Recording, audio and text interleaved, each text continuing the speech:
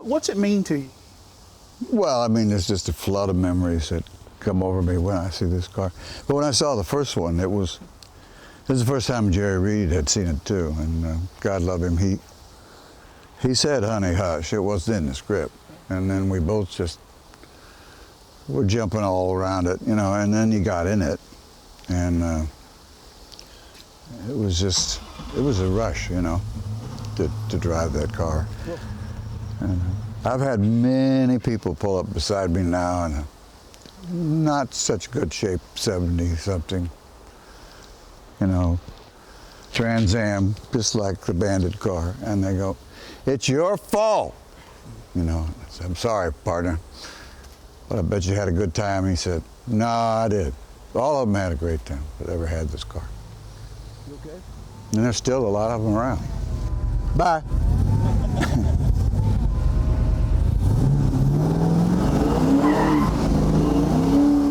The car is, if you look at Bullet, Steve's car is a co-star. And had that car been introduced, or, you know, had been a little as shiny as we had, you know, when we saw that car, we all fell apart. I mean, we really fell apart when it came out, because I'd never seen one. Jerry'd never seen one. The whole crew were amazed. And then we got in it, and I had fun with it, and it just became, if you forget about it, I mean, it was one of the stars.